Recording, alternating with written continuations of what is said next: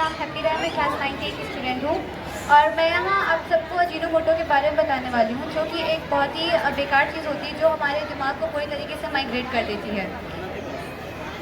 जो अजीनोमोटो होता है वो एक टाइप का केमिकल सब्सटेंस होता है जिसको मोनोसोडियम ग्लूटामेट नाम के केमिकल से बनाया जाता है और ये जो होता है हमारे दिमाग को माइग्रेट कर देता है और ये सड़े गले हुए खाने को भी इतना अच्छा बना देता है कि हम सिर्फ इसे खाना चाहते हैं।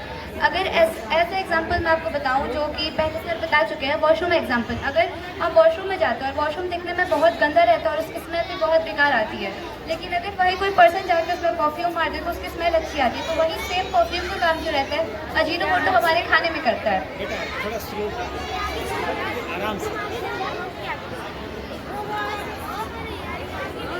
ज़्यादातर हमारे घर पे शादी वादी के टाइम या फिर पार्टी के टाइम यूज़ किया जाता है।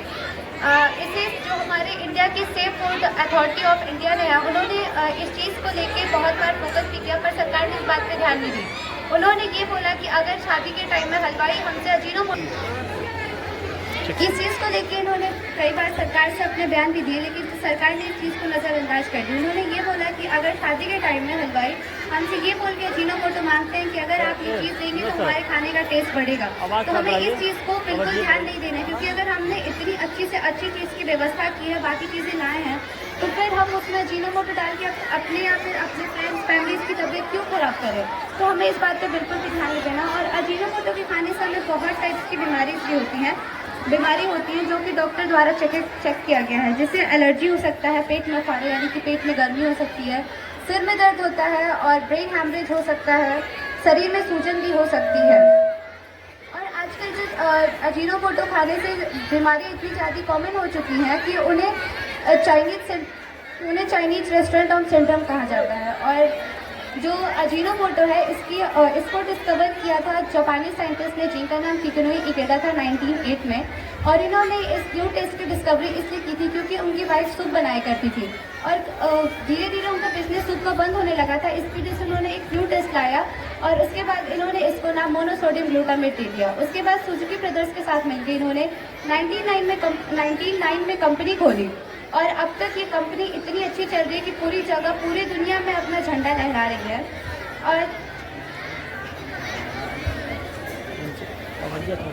और अजीनोमोटो के खिलाफ उस समय ये बात अजीनोमोटो के खिलाफ उस समय स्टार्ट हुआ था जबकि चाइना में एक रेस्टोरेंट में जब अजीनोमोटो का यूज़ किया जा रहा था और वहाँ से कई बार केसेस आने लगे कि जो लोग वहाँ पे जाके खाना खाया करते थे उन्हें एक टाइप की बीमारियाँ होने लगी और उसी टाइप की बीमारियाँ वही सारी सेम बीमारियाँ सबको हो रही थी। तो इस चीज़ का उन्होंने बारे में लिखना स्टार्ट कर दिया और अब तक इस चीज़ को उतने ध्यान में नहीं रखा गया है।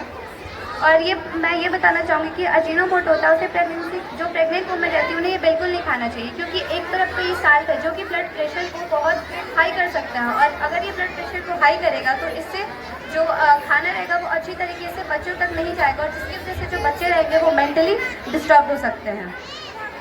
अगर हम कहें तो ये एक तरफ से नशा है जो कि आजकल बहुत ही कम लोग छोड़ना चाह रहे हैं और ये एक स्लो पॉइजन भी है। Thank you.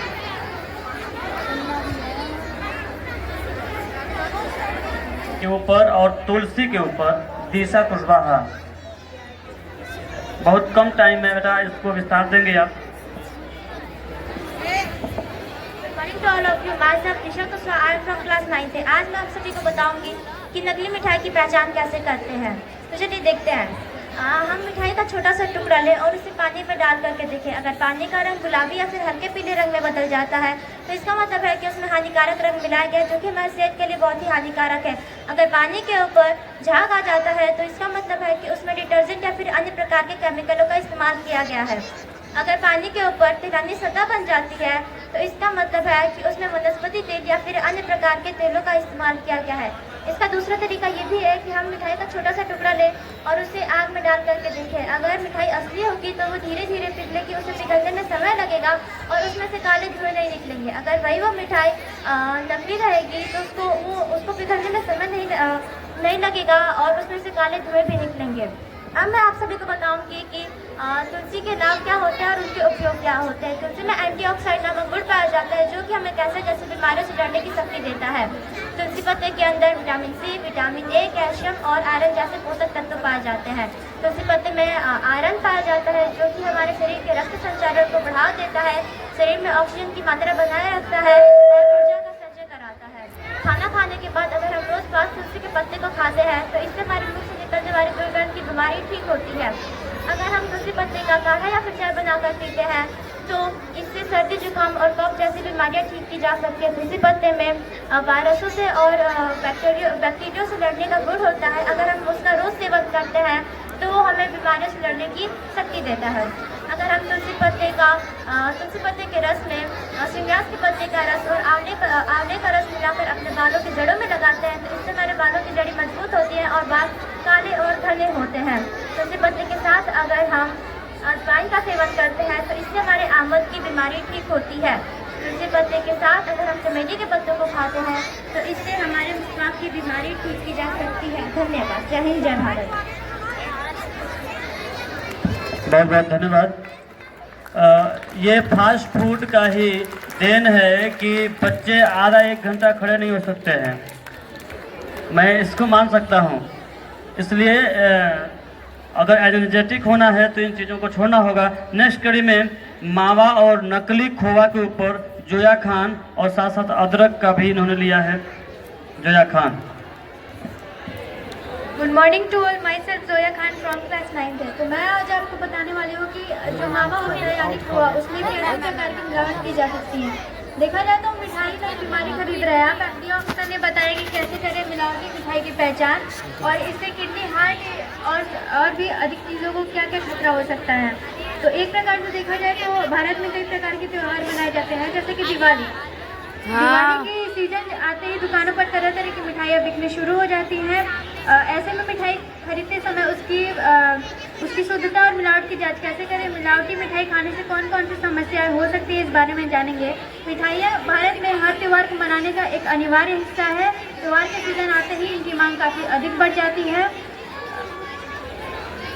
बाजार में कई तरह की मिठाइयाँ बिकने शुरू हो जाती हैं, जो दिखने और खाने में तो स्वादिष्ट, हालांकि त्यौहार के सीजन में मिठाइयों की शुद्धता और हाइजीन पर भी सवाल खड़े होते हैं, क्योंकि आए दिन खबरें सामने आती है कि नकली घी, मावा, डेयरी प्रोडक्ट में मिलावट की जा रही है।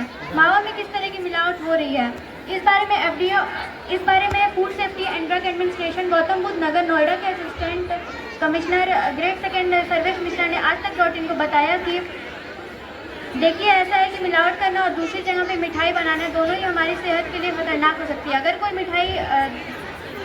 मिठाई गंदी जगह पर बनाई जा रही है, साफ सफाई का ध्यान नहीं दिया जा रहा है, मिठाइयों से स्मेल आ रही है, तो ऐसे में तो इंसान खुद पहचान सकता है, लेकिन मुनाफा अधिक आजकल कमाने के चक्कर में हो रहा है, जिसके कारण दुकानदार 2 तरह की मिलावट कर रहा है, जो हमारी पकड़ में भी आई है। मिलावटी मिठाइयों में 2 प्रकार की मिलावट की जा रही है। जो पहला मैं आपको बताने जा रही हूँ कि पहला जो मिलावट हो रहा है वो होता है स्टार्च, यानी आलू या सूजी। इसको अगर आपको इसकी शुद्धता की जांच करना है तो उसमें मार्केट में आयोडीन सॉल्यूशन आता है, उस आयोडीन सॉल्यूशन का अगर आप 1 बूंद भी मावे पे डालेंगे तो उसका कलर जो है वो ब्लैक या ब्लू में हो जाता है, तो इसका मतलब उसमें मिलावट की जा रही है। अगर इसका कलर नहीं बदलता है तो इसका मतलब उसमें मिलावट नहीं की जा रही है। मिठाइयों बहुत ही हमारी सेहत के लिए जो मिलावटी मिठाई होता है बहुत खतरनाक होता है। इससे हार्ट, किडनी और भी समस्याएं हो सकती हैं और इसके स्किन के प्रॉब्लम आ सकते हैं। तो कृपया आप लोग सतर्क हो जाएं और मिलावटी मिठाइयों से दूर रहें। और मैं आपको बताने वाली हूँ अदरक के क्या क्या फ़ायदे हैं। तो अदरक देखा जाए तो एक प्रकार से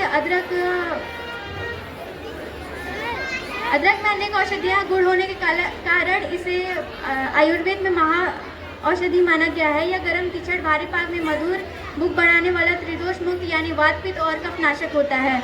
वैज्ञानिकों के मत अनुसार अदरक में रासायनिक संरचना 80% भाग जल का होता है, जबकि सोंठ में इसकी मात्रा 10% होती है।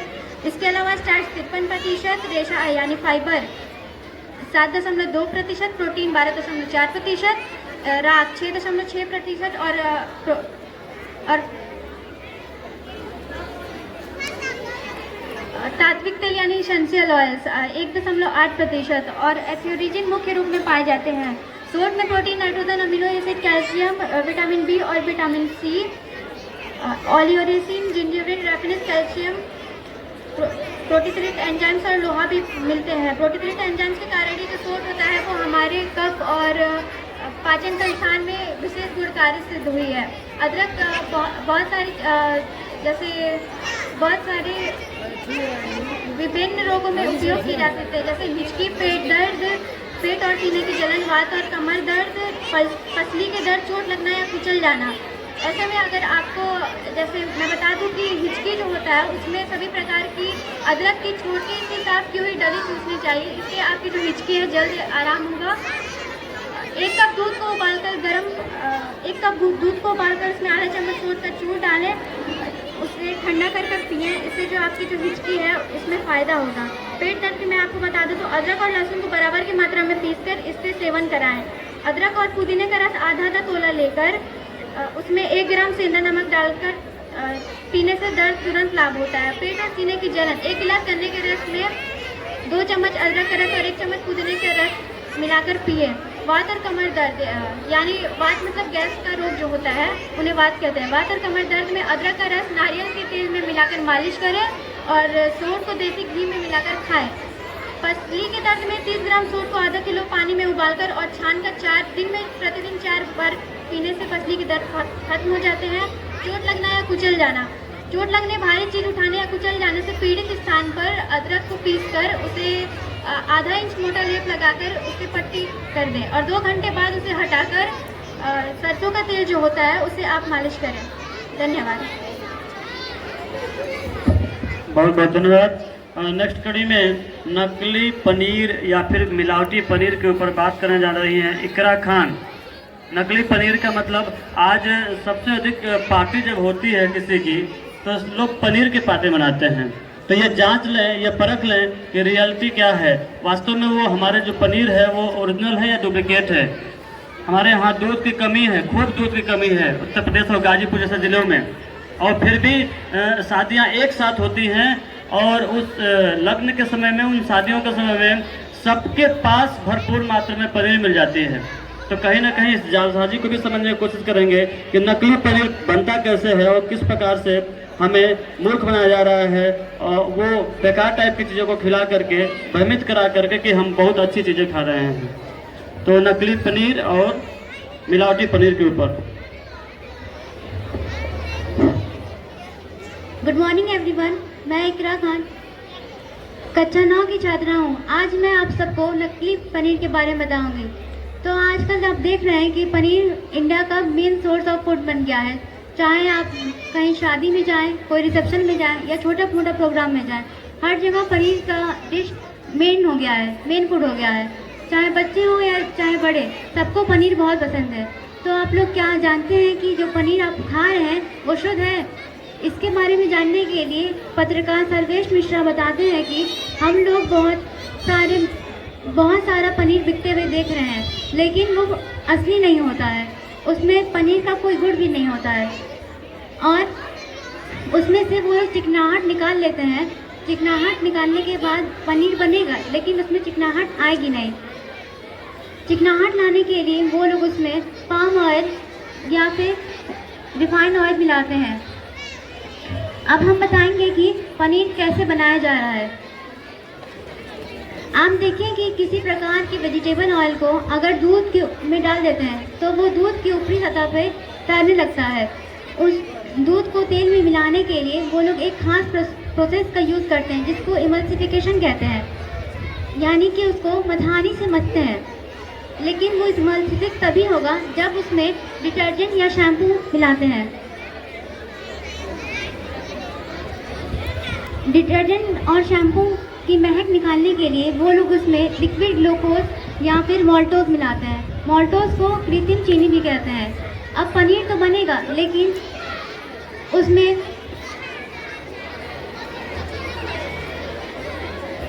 पनीर बनेगा लेकिन आम आदमी इसको पहचान नहीं कर पाता है कि वो नकली पनीर खा रहा है। कुछ लोग पनीर को कच्चा भी खाते हैं, तो जब पनीर को खाएंगे तो मुंह में कसारा टेस्ट आएगा, तब वहाँ पे आप पहचान कर लेंगे कि वो नकली पनीर है। इसके बारे में, मिलावटी पनीर के बारे में पता करने के लिए पंजाब में कुछ लोगों के द्वारा सर्वे हुआ था। जालंधर पंजाब में अब पनीर शाही नहीं रह गया। वहाँ ब्रेकफास्ट से लेकर डिनर तक पाव भाजी से लेकर समोसे तक हर जगह हर चीज़ में पनीर का सेवन हो रहा है। और इस बात का वहाँ पे लोग खाने पीने के बहुत शौकीन हैं। इस बात का फ़ायदा मिलावट माफिया उठा लिए हैं और मोटी कमाई का जरिया बना लिए हैं। भास्कर ने बताया, जब मिल्क प्रोडक्शन का एनालिसिस किया तो चौंकाने वाला तथ्य ये सामने आया कि वहाँ रोज़ 360 लाख लीटर दूध का उत्पादन होता है और 680 लाख लीटर दूध की खपत है और 320 लाख लीटर दूध का मिलावटी दूध बनाया जा रहा है और 220 लाख लीटर मिलावटी दूध से वो पनीर बनाया जा रहा है। विश्व स्वास्थ्य संगठन WHO ने भारत सरकार को चेतावनी दी है कि दूध और दूध से बनने वाले उत्पादों को जल्द से जल्द नहीं रोका गया तो 2025 तक 87% भारतीय नागरिक कैंसर के पीड़ित हो जाएंगे। अब हम बताएंगे कि नकली पनीर की कैसे करें पहचान। तो हाथ में हम पनीर को लेके रगड़े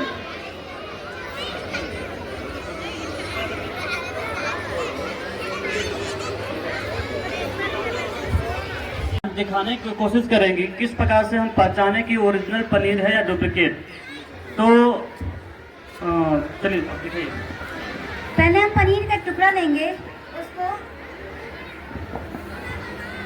किसी भी बर्तन में रख देंगे और उसमें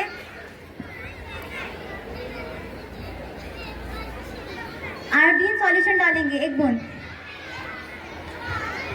अगर इसका रंग नीला पड़ जाता है या काला जैसा हो जाता है यानी कि वो नकली पनीर है। लेकिन हमारा पनीर का रंग बदला नहीं है, जिस कलर का आयोडीन सॉल्यूशन था उसी कलर का पनीर है, यानी कि ये मिलावटी पनीर नहीं है। और हम ऐसे भी पता कर सकते हैं कि पनीर को हाथ में लेकर मसलेंगे और अगर उसमें से तेल की महक आए तो भी वो मिलावटी पनीर का संकेत है। अगर पनीर को लेकर उसको दबाते हैं और वो अपना वो बिखरने लगता है उसका पीस, तो भी वो मिलावटी पनीर है, क्योंकि उसमें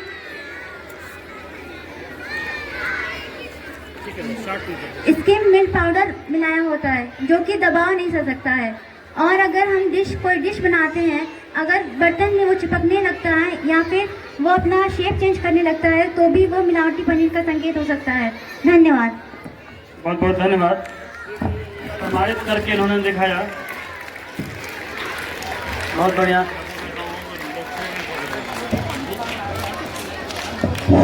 Listen carefully. Teachers are suggested not to allow the student to go